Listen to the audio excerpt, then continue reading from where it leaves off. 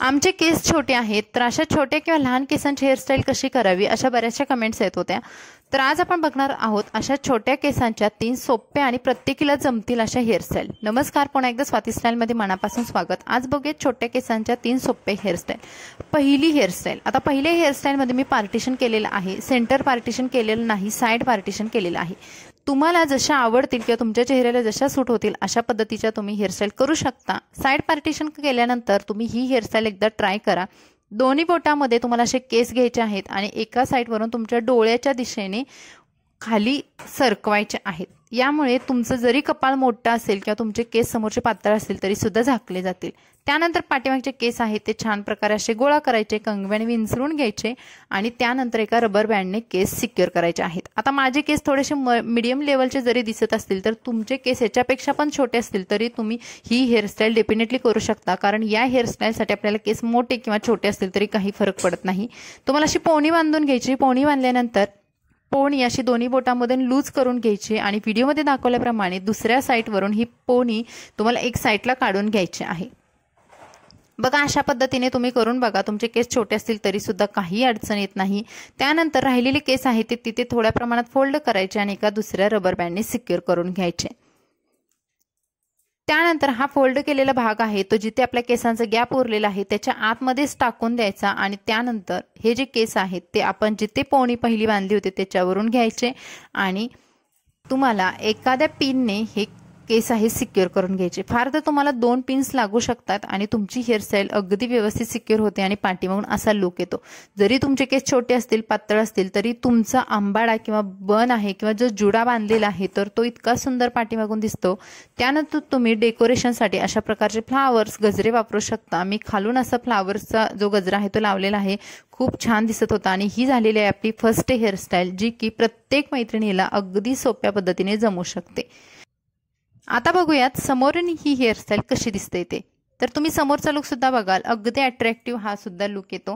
त्यानंतर बघूयात hairstyle number 2 म्हणजेच दुसरी हेअरस्टाईल. दुसऱ्या हेअरस्टाईल अगदी सोपी आहे. ज्या मैत्रिणींना हेअरस्टाईल कोणत्याच प्रकारची येत नाही किंवा त्यांना खूप सिंपल पद्धतीने पण छान अशी छोट्या केसांची हेअरस्टाईल करायची आहे तर त्यांनी ही हेअरस्टाईल नक्की ट्राय करा. तुम्हाला समोरून सेंटर पार्टिशन करायचं आहे आणि केस आहेत ते असे वरच्या दिशेने विंचरून घ्यायचे आहेत. पार्टिशनचेच केस आहेत ते आपल्याला अशा पद्धतीने मागे घेऊन जायचं आहे आणि त्यानंतर पाठीमागून तुम्हाला हे केस आहेत ते एका रबर बँडने सिक्युअर करायचे आहेत, म्हणजे पोणी बांधायची आहे. तर पोणी तुम्हाला अगदीच खाली न बांधता किंवा अगदीच वरती न बांधता मध्यम जे आपला भाग आहे डोक्याचा तर तिथे बांधायचे आहे आणि त्यानंतर तुम्हाला ह्या केसांची 3 पेड्यांची वेणी करायची आहे.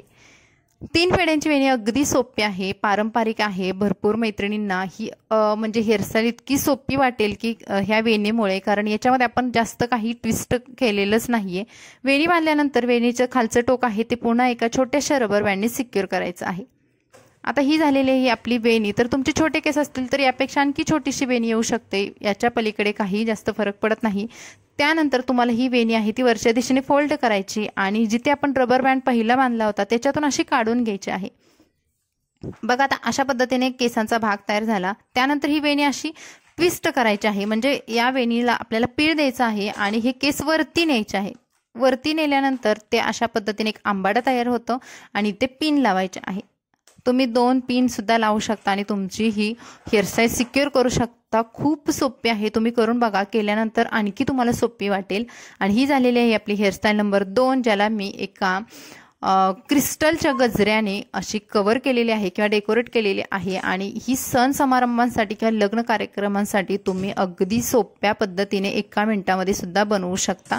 आणि या हेअरस्टाईलचा सुद्धा आपण समोरचा लुक बघूयात. तरी बघा, खूप अगदी व्यवस्थित प्रोफेशनल सुद्धा ही हेअरस्टाईल दिसते.